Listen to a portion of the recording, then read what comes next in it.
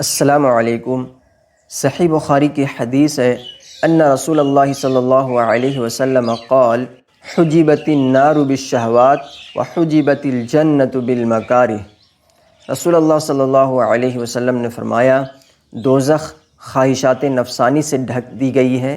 اور جنت مشکلات اور دشواریوں سے ڈھکی ہوئی ہے۔ اس حدیث میں ہمیں کلیئر کر دیا گیا کہ دوزخ اور جنت کس کے قریب ہے، یعنی خواہشات نفس کو اپنی عبادت کرنے والا، خواہشات نفسانی خواہشات کو عبادت سمجھنے والا یا عبادت کرنے والا، چاہے جان بوجھ کے کرے چاہے بھول چوک کے کرے، جو اپنے نفس کی عبادت کرتا ہے، اپنے نفس کی سنتا ہے، اللہ کی نہیں سنتا، جو گناہوں میں چاہے جان بوجھ کے اس کے قریب جائے چاہے بھول چوک سے جائے چاہے جیسے بھی جائے، وہ تو نفسانی خواہشات ہیں، اور نفسانی خواہشات کے بہت قریب ہے دوزخ۔ یعنی دوزخ اس کے بہت قریب ہے جو نفسانی خواہشات کو اپنا عبادت کرتا ہو، اپنی وقت لگاتا ہو، چاہے انرجی لگاتا ہو، جو چیز بھی لگاتا ہے تو اس کے بہت قریب ہے دوزخ۔ اور مشکلات اور دشواریوں سے جو لڑتا ہے، اس کے اوپر چلتا ہے، اس انگاروں کے اوپر چلتا ہے، تو اس کے بہت قریب ہے جنت۔ تو دیکھیں یہاں پر کہہ رہے ہیں حجبت النار بالشہوات، یعنی شہوات کی عبادت کرنے والا، شہوات کو مطلب اپنے نفسانی خواہشات کی عبادت کرنے والا۔ نفسانی خواہشات کیا ہے؟ نفسانی خواہشات وہ ہے کہ جیسے فجر کے وقت کتنا سہانا نیند آتا ہے، لیکن اس وقت آپ اٹھ کر اللہ کی عبادت یعنی فجر کا فرض نماز آپ پڑھیں جو ضروری ہے، تو یہ اپنے نفس کو ٹھکرانا ہوا، نفس کو توڑنا ہوا، نفس کو مارنا ہوا کہ آپ نے نفس سے جہاد کیا۔ تو نفس کو آپ نے اپنے خواہشات نفس کو نہ عبادت کی، بلکہ جو نفس جو کہہ رہا تھا کہ سو جاؤ تو اس نے وہ عبادت نہ کیے، آپ نے اللہ کی عبادت کی۔ تو یہ مشکلات ہے، یہ جو دشواریاں جو آپ کو پیش آ رہی ہے، تو اس کے بہت قریب ہے جنت۔ اور اگر آپ وہی سوئے رہتے، آپ فجر کی نماز نہ پڑھتے، تو یہ خواہشات نفسانی ہو جاتی، یعنی آپ نے نفس کی عبادت کر بیٹھے،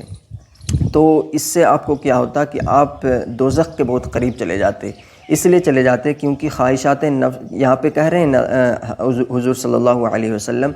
کہ حجبت النار بالشہوات، یعنی خواہشات نفس سے ڈھک دی گئی ہے، ڈھکی ہوئی ہے دوزخ۔ یعنی آپ نے اپنی خواہش کی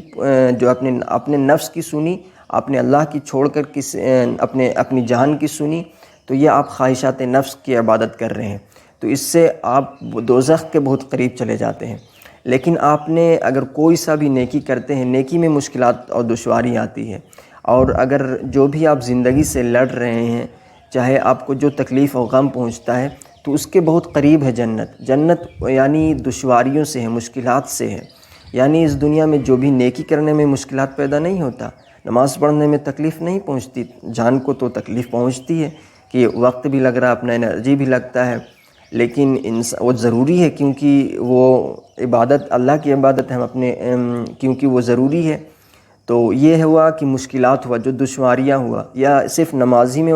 مطلب مشکلات نہیں آتی، زندگی میں کتنے پریشانی ہے، کتنی مشکلات ہیں، بیماری ہے، یا پھر جو بھی ہے، جیسے جہاد میں تکلیف نہیں پہنچتی، جہاد کرنے میں اللہ کی فی سبیل اللہ، اللہ کی راہ میں جہاد کرنے میں کتنا دشواریاں آتی ہیں، کتنا مشکلات آتی ہیں، لیکن اس کے باوجود بھی مسلمان مومن جنت کے شوق میں، اللہ کی رضا کے شوق میں وہ چیز کرتا ہے، وہ مشکلات کو جھیلتا ہے۔ تو یہ مشکلات اور دشواریاں جو اس کو پیش آتی ہے، اس کے بہت قریب ہے جنت، یعنی جنت اس کے بہت قریب ہے۔ یعنی جو اس کو مشکلات آئی، دشواریاں آئی، اس پر صبر کرتا ہے، اس پر اللہ کی منظوری کی، جو اللہ نے مطلب یہ ضروری تھا، جو اللہ نے تقدیر میں لکھ دی، جو مقدر میں ہو گیا، تو اس سے گھبراتا نہیں، اس کو افسوس نہیں کرتا کہ جو ہے اللہ کی رضا سے سب کچھ، اللہ کی مرضی سے سب کچھ بہتر ہے، یعنی اللہ کو یہی منظور تو مجھے بھی یہی منظور۔ تو یعنی جو بھی مشکلات اور دشواریاں پیش آتی ہیں انسان کو،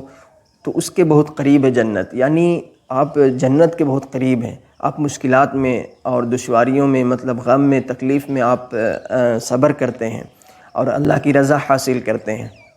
اور عبادت میں اپنا دل لگاتے ہیں، تو یہ جنت کے بہت قریب ہے، یعنی آپ جنت کے بہت قریب ہیں۔ اور دوزخ اس کے بہت قریب ہے جو اپنے خواہشات نفس کی عبادت کرتا ہے، یعنی خواہشات نفس کو، نفس جو کہتا ہے، آپ جو مطلب آپ کا نفس جو کہتا ہے اس کی مطلب سنتے ہیں، لیکن اللہ کی عبادت میں اپنا دل نہیں لگاتے، اللہ کی کوئی رضا میں اپنا دل نہیں لگاتے، بلکہ آپ سستی اور کاہل اور کوڑھی پنا میں اپنی زندگی گزار رہے ہیں، تو آپ دوزخ کے بہت قریب ہیں، کیونکہ خواہشات نفس حجبت النار بالشہوات، یہ حدیث ہمیں جنت اور دوزخ قریب بتا رہا ہے کہ کون انسان دوزخ کے قریب ہے، کون انسان جنت کے قریب ہے۔ تو اسی طرح میں آپ کو حدیث لاتا رہتا ہوں کہ شاید میں اپنی زندگی کو تبدیل کر سکوں اور آپ کی بھی زندگی کو تبدیل کر سکوں، کچھ انفارمیشن دے سکوں۔ تو پھر ٹھیک ہے، السلام علیکم۔